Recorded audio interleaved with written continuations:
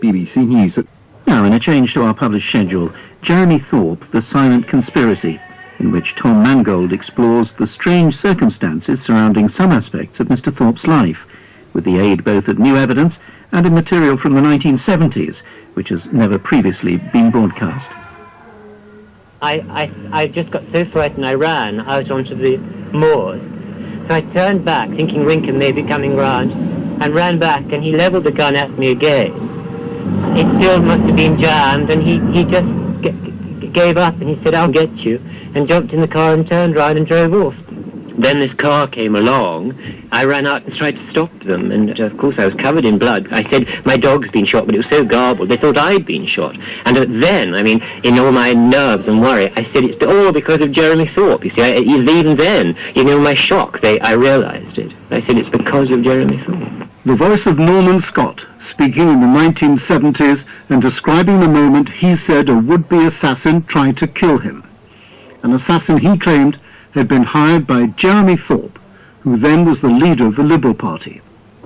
Thorpe was charged with incitement and conspiracy to murder, and in 1979 was cleared at the Old Bailey. I have always maintained that I was innocent of the charges brought against me, and the verdict of the jury, after a prolonged and careful investigation by them, I regard as totally fair, just, and a complete vindication. But there was another conspiracy of a quite different dimension, one that never reached the court. It wasn't based on explicit agreement by powerful establishment figures in smoke-filled rooms, but founded on quiet understandings and implicit assumptions inherent in British society 40 years ago. I investigated this story for the BBC at the time for a documentary that wasn't transmitted for legal reasons. The material I and my colleagues obtained provides a unique and remarkable snapshot of attitudes in Britain in the late 60s and 70s, and we now broadcast the material for the first time.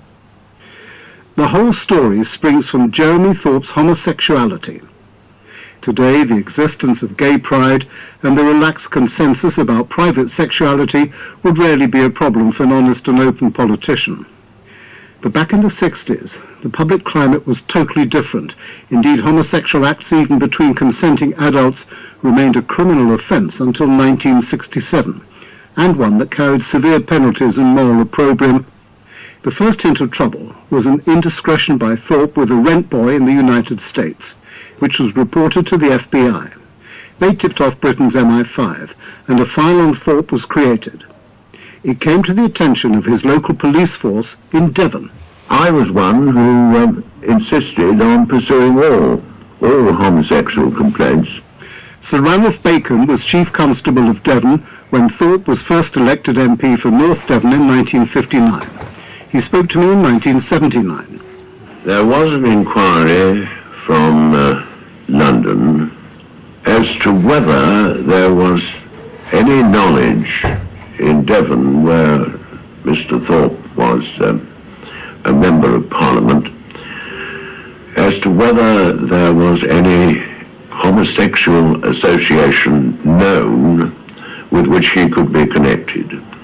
And you were asked to conduct an inquiry into this? I suppose you could call it that. Yes, it was a very discreet inquiry. It wasn't one that many people knew about. Could I hazard a guess that it was an inquiry done on behalf of the security services? Would that be a reasonable assumption? Yes, I think so. What kind of conclusion was reached? Nothing more than suspicion. Now this arose through known associates and so on. Nothing more than suspicion. Was then Jeremy Thorpe's homosexuality reasonably well known in the area? I wouldn't have thought it was well known, but I think a lot of people suspected it. Peter Bessel, who himself later became a Liberal MP, was a close friend of Jeremy Thorpe. I was concerned that this could damage his chances because people were saying, why doesn't Jeremy get engaged? Why isn't Jeremy out with girls? This was the sort of question mark over him.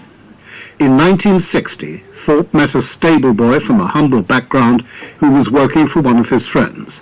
Norman Scott, a naive, shy but self-centered and dependent young man, was to become Thorpe's lover and his nemesis. This is how in 1979 Scott recalled the first moments of their relationship. He seemed full of sort of earnest endeavour, sort of great warmth and kindness, which I hadn't ever really experienced. This man seemed to be offering to be there, to be caring. And I broke down with this sort of the warmth of it, the beauty of it in a way. And I began to cry, and he said, "You mustn't cry." Well, I didn't stop crying. He put his arms around me, and well, the next thing was he was in bed with me. I wasn't surprised because I just didn't have any thoughts about that. I mean, I was very disgusted with the fact, with what I was doing. I just didn't really want to think about it. I suppose I was incredibly, in a way, very lucky that I wasn't charged, and certainly he was, but I didn't really give it a great deal of thought. An affair developed from there, and in February 1962, Thorpe wrote a notorious letter to Scott, later known as the Bummy's Letter, an unambiguous and affectionate note from one man to another and unequivocal confirmation of their gay relationship. But the relationship did not endure. As the affair cooled, Scott suddenly hinted he might not go quietly. Thorpe, he claims, responded by saying something both prescient and menacing. He said that a great friend of his was the Director of Public Prosecutions, and I couldn't harm him in any way. Alone and near despair, the unworldly Scott moved to London, and as far as Thorpe was concerned, now became a loose cannon. Scott threatened suicide, had numerous breakdowns, and began hinting darkly at a criminal sexual relationship with someone very high up. A friend of Scott's called the local police. Robert Huntley was one of the detectives who saw Scott. Then a detective inspector at Chelsea Police Station, he listened to Scott's strange story, and what he was telling the police was dynamite for Thorpe. It was an explicit account of their sexual relationship. If true, both men were guilty of what was then a serious criminal offence. Yet the only man who could have settled the allegation one way or the other wasn't interviewed. In fact, there was no discernible investigation at all. In 1979, I asked Huntley about this. I do remember we made a decision that there was no need to interview Thorpe, because we knew what the answer would be at the conclusion of the inquiry. It would be a denial. And how did you know he would deny it if you didn't see him? Because of the individual, who he is. I mean, even today, at this present time, he is still strenuously denying there was a homosexual relationship. How did you know at that time that he would deny it? Well, that was an assessment. I mean, how could you assess him if you hadn't seen him? Well, can you imagine a person in his position coming forward and admitting to a police officer? How do you know that he wouldn't admit it? Well, that was my assessment of the man.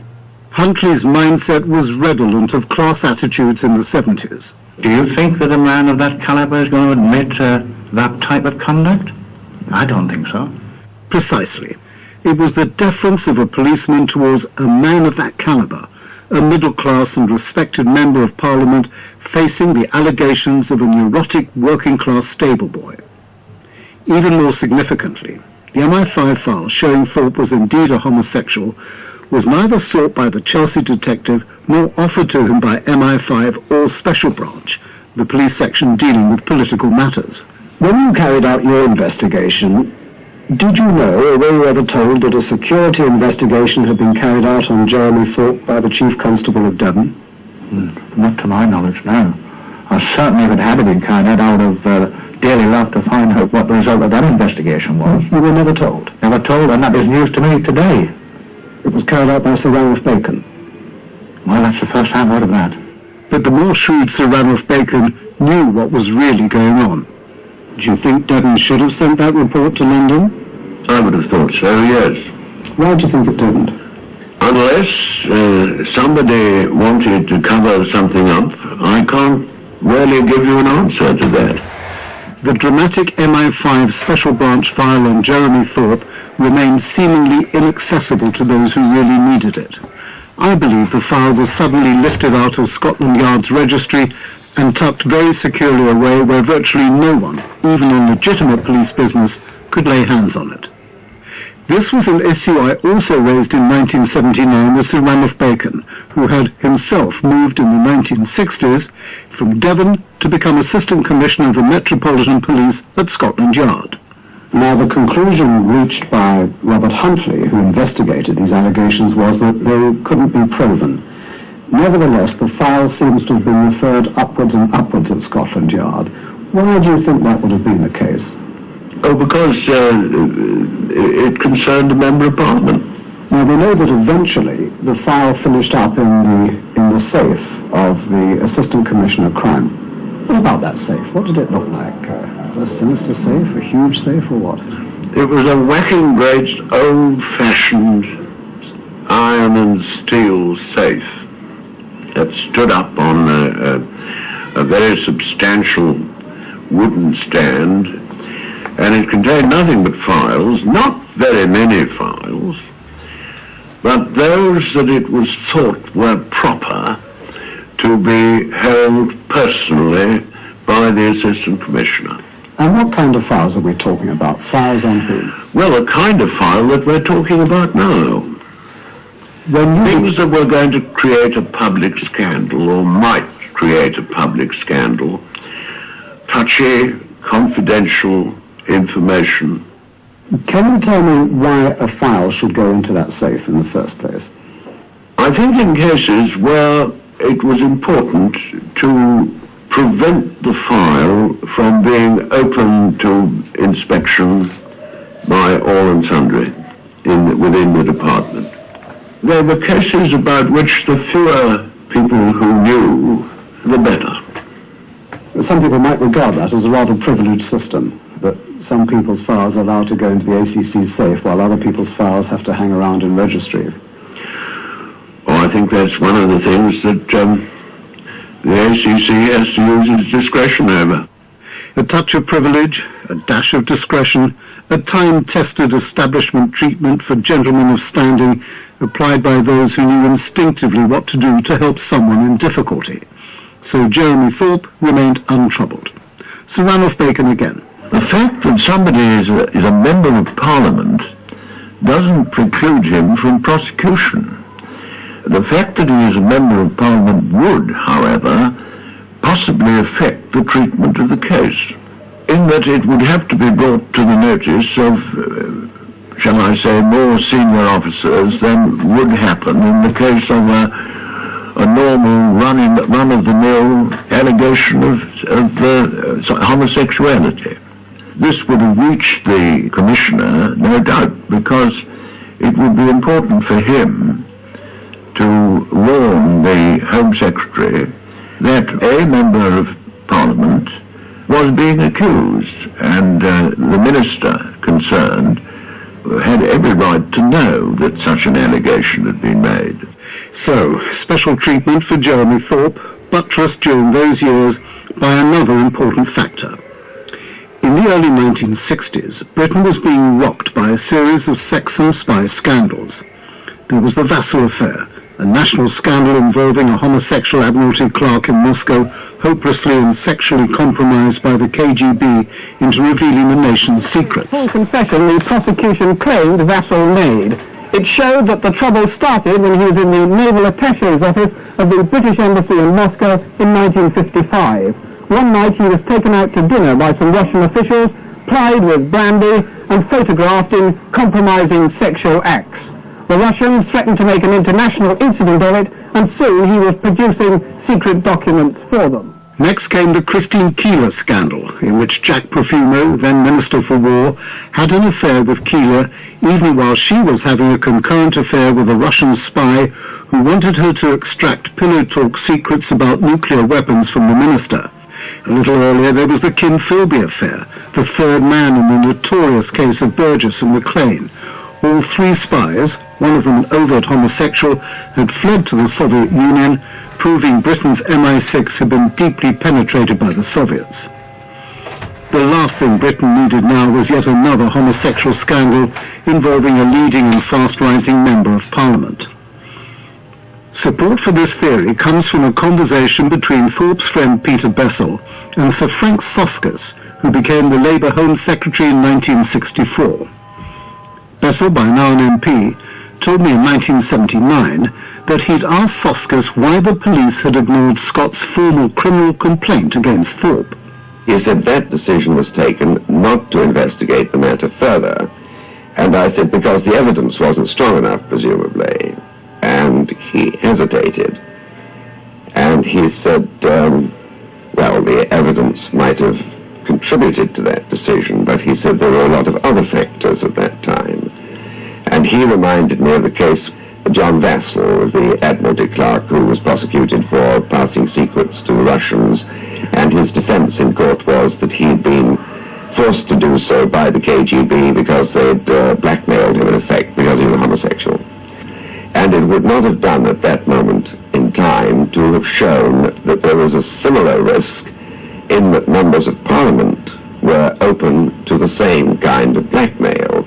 And he said that is the kind of consideration that would be taken into account in making a decision not to introduce a prosecution.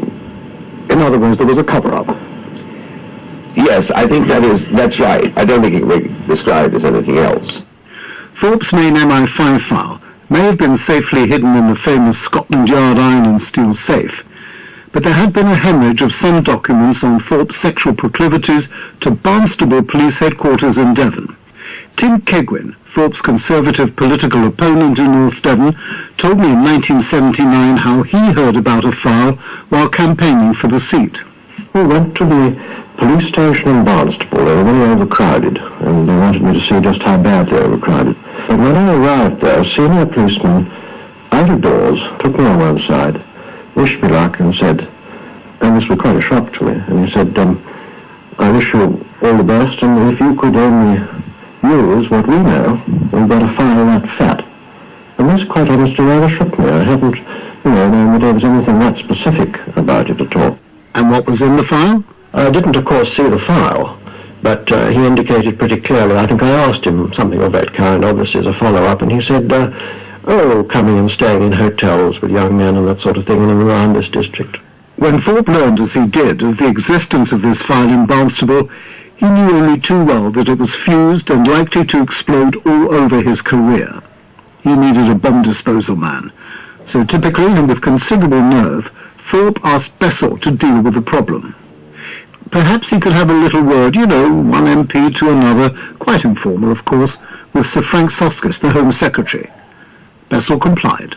I moved on to the question of the file and said that it was possible, at least in Jeremy's view, that the Barnstable police might contact the Metropolitan Police and that they would discover the existence of a file resulting from a statement that Norman Scott had made 2 years earlier and letters that Scott had handed over to the police.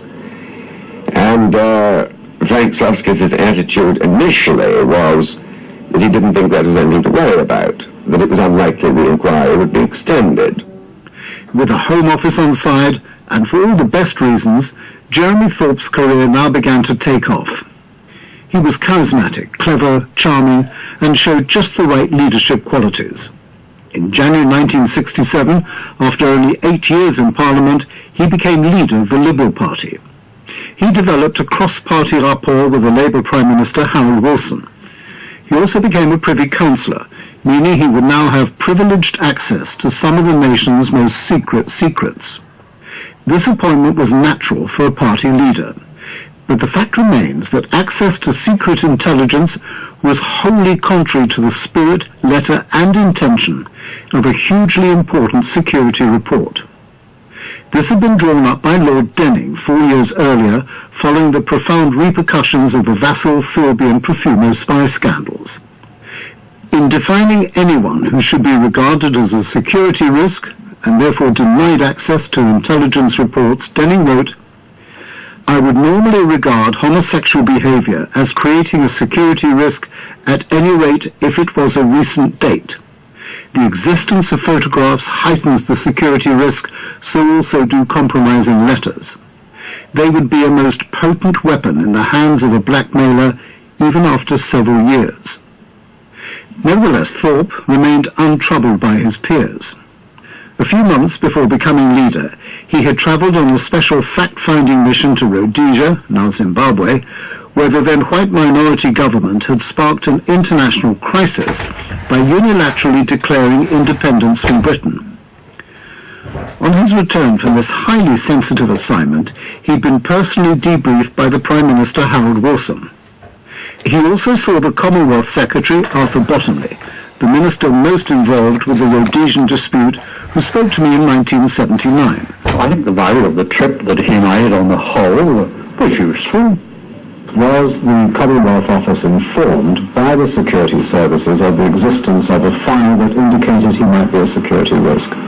Now, I can't answer for the office, but certainly as Secretary of State, I was not informed. And do you believe that if such a file existed, you should have been informed? Yes, certainly, I should have been told about that. Are you saying that you're now hearing in this interview for the first time that this file existed? Yes.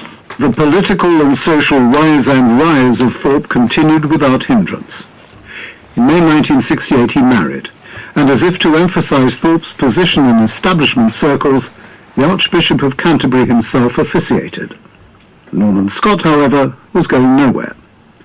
Yet his nuisance potential never quite blacked out. A warning light flickered when Scott discovered he was out of benefit because his old lover Thorpe appeared to have lost his national insurance card. But good old reliable Peter Bessel once more came to the rescue, quietly interceding personally on Thorpe's behalf with another government minister, this time David Ennals, the Secretary of State for Health and Social Security. Shortly afterwards, the ministry obligingly wrote to Scott, reminding him that although he was personally liable for the £290 worth of unpaid contributions, in the particular circumstances of your case, no action will be taken to press you to pay these contributions. And what were those particular circumstances? How about the kind intervention by the minister himself on behalf of a fellow MP? But still Scott wouldn't go away. Now as discreet as a town crier, he moved in with a widow, Gwen Parry Jones, and tearfully told her the whole story about himself and his old lover. She promptly contacted another Liberal MP, Emlyn Hewson, who invited her and Scott to come to London. They met the Liberal Party's chief whip, David Steele, as Norman Scott recalled in 1979. David Steele was very brisk and said that the whole thing was lies and it couldn't possibly be true. And so I felt that I must show him what I'd taken down within his file of the letters, the Bessel letters, which proved that there had been something done to contain me. And David Steele completely changed when he read this file and said, this is absolutely dreadful. And his words were, he'll have to go. In his own memoirs, David Steele doesn't confirm that he said Thorpe had to go. He does record that at first he found Scott's account implausible, but then admits to being alarmed when he saw the letters.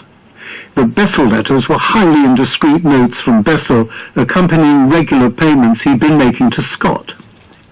A secret internal Liberal Party inquiry began. Thorpe was obliged to lean even more heavily on the power of privilege and political access to the establishment, his establishment after all. At the subsequent conspiracy to murder trial, prosecuting counsel alleged that Thorpe manipulated both the Home Secretary Reginald Maudling and the Commissioner of the Metropolitan Police Sir John Waldron. His status gave him personal access to both men and allowed him to plead his case privately, one-on-one. Eventually Maudling and Waldron met to discuss Thorpe's position. The Home Secretary was shown the Bunny's letter. He read it, held it, and mused that he now had Thorpe's career in his hands. Far from wrecking it, he decided to help him out. Maudling wrote to Thorpe saying that he and Waldron saw no reason to disagree with a wholly dishonest account that Thorpe had composed about his relationship with Scott. Thorpe passed this on to the secret Liberal inquiry into his behaviour, which promptly collapsed. He was vindicated, his political enemies were routed, and Scott's last hope of a fair deal disappeared. Thorpe remained Liberal leader. In 1973, in a moment of superb hypocrisy, he passed comment on a notorious call girl scandal involving the Tory Defence Minister, Lord Lambton. I think one starts from the premise that if you are in public life you are therefore, by definition, far more vulnerable. You must therefore not put yourself in a position where you can be subject to blackmail or other pressures. And this therefore accounts for a whole lot of peccadilloes, which might peccadilloes for a private citizen, but become a great danger to security when by a person in public life. The February 1974 general election ended the Conservatives' overall majority in Parliament. Ted Heath's only hope of remaining Prime Minister was to do a deal with the Liberals. Thorpe had had a huge personal victory in his constituency and now effectively held the balance of power.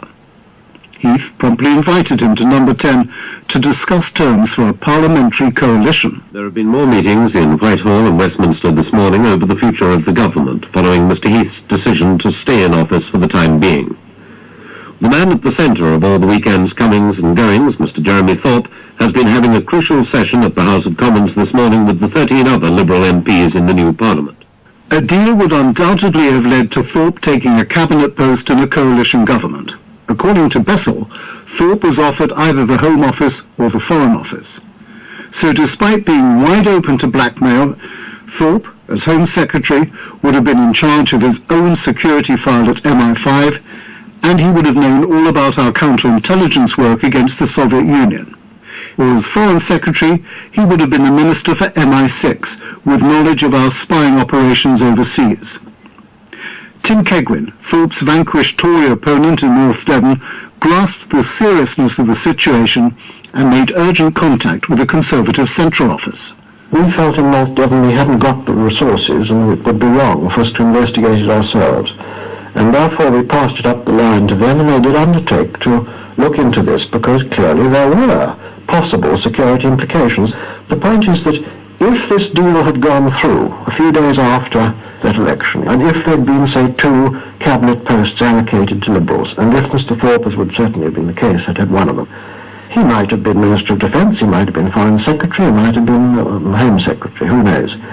And in such a position, I think it would have been a very insecure position, and so I was angry, yes, that more was not done to investigate it fully. If the Tory leadership at that time really did not know what had been going on, well, they hadn't done much investigation into it. The truth is that everyone who needed to know did know about the secret homosexuality that left Thorpe so vulnerable to blackmail. The police knew and had their files. So did Special Branch, so did the security services. The Home Office knew and had its file, and the Prime Minister himself, Ted Heath, should certainly have been told.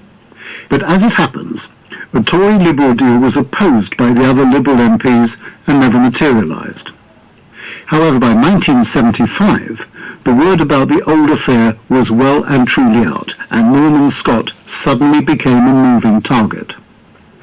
On the evening of October the 24th, 1975, a former pilot called Andrew Newton drove with Norman Scott and his pet dog Rinker, a Great Dane, onto Exmoor, and there he shot Rinker dead.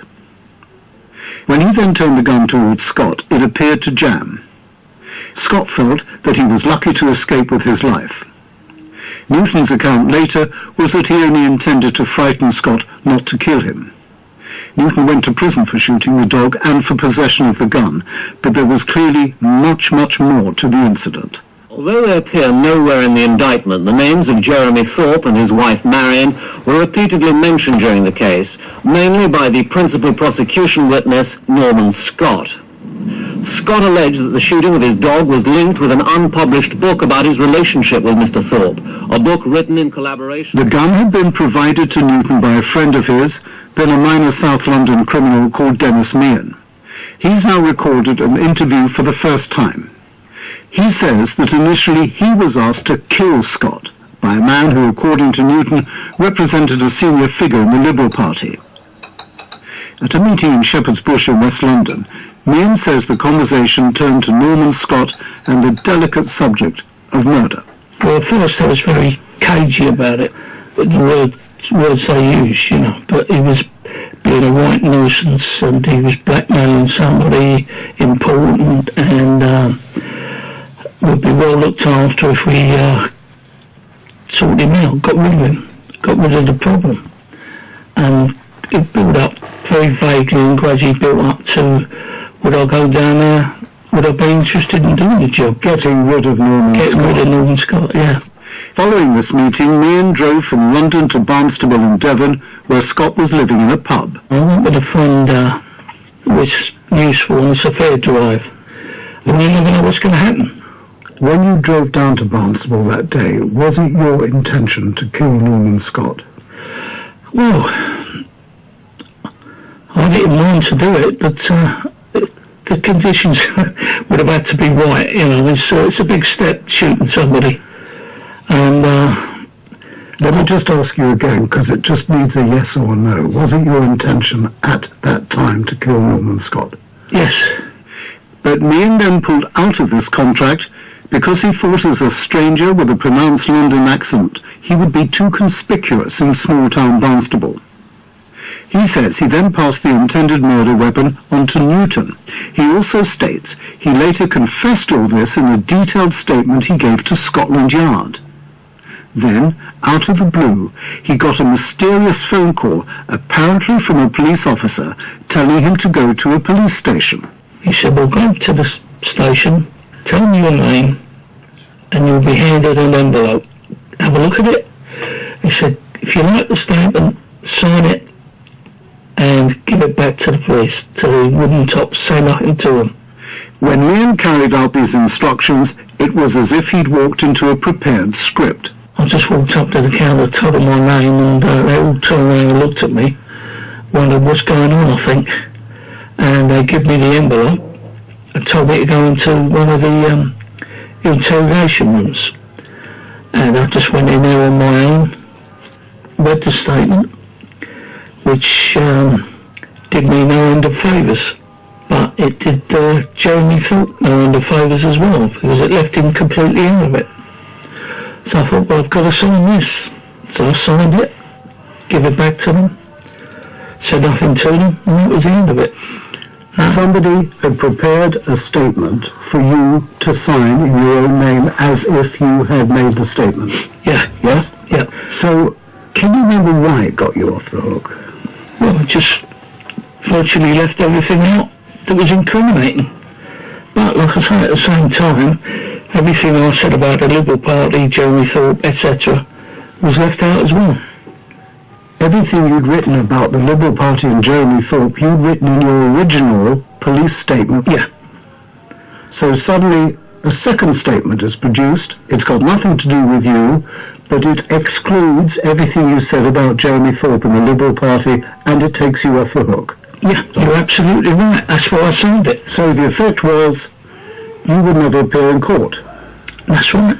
And if Meehan never appeared in court, not only could he not be charged with, at the very least, the firearms offences he'd admitted, but, much more importantly, he could never reveal on oath what he had already told Scotland Yard of an apparent plot organised by a Liberal Party person to murder Norman Scott, an outcome that would hugely favour Jeremy Thorpe.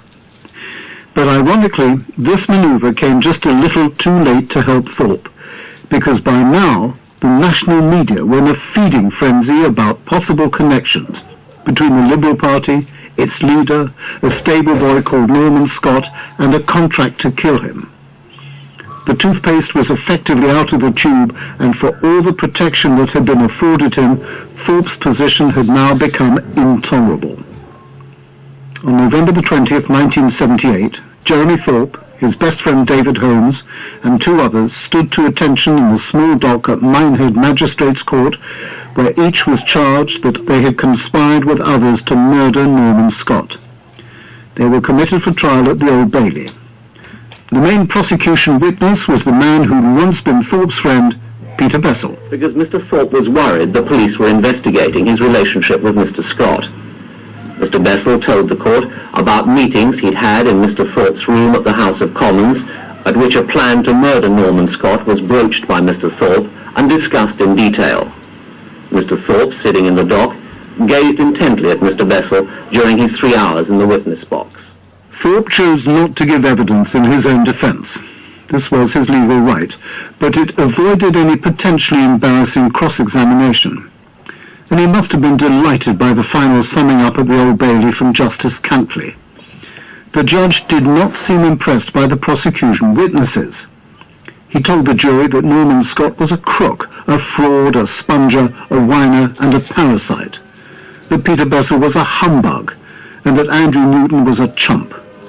While on the other hand, he reminded the jury that Jeremy Thorpe was a national figure with a very distinguished public record. Surprised that the judge's somewhat subjective remarks even extended to some of the defence lawyers, as has been previously made clear by Gareth Williams QC, who acted for one of the other defendants. I don't think the witnesses were objectively treated. I don't think the prosecution case was fairly assessed by the judge. I think that there was too much kowtowing to Mr. Thorpe's social and political position. On Friday, June the 22nd, 1979, all 4 defendants were found not guilty of all the charges. Thorpe was a free man once more. But public opinion passed its own judgment, and his political career ended, and he was never to recover from the whole episode. Out of the intense personal tragedy for one of Britain's more likeable, colourful and potentially powerful politicians emerged more prosaic matters. In the 1960s and 70s, British society was much less tolerant of homosexuals such as Jeremy Thorpe than it is today, but it also remained a class-bound nation. Establishment groups did not need to conspire in discreet pall-mall clubrooms to maintain what they perceived to be the trust and respect of those they ruled. The jury found there was no conspiracy to murder Norman Scott. However, there could never be a trial to establish whether or not there had been a conspiracy to protect an all-important member of the establishment, like Jeremy Thorpe, from the consequences of his own behaviour. The truth is, no plot was needed because it happened on its own anyway. It was a conspiracy without conspirators, a silent conspiracy based on assumption, custom and instinct. That was how things used to work. Jeremy Thorpe, The Silent Conspiracy, was presented by Tom Mangold and produced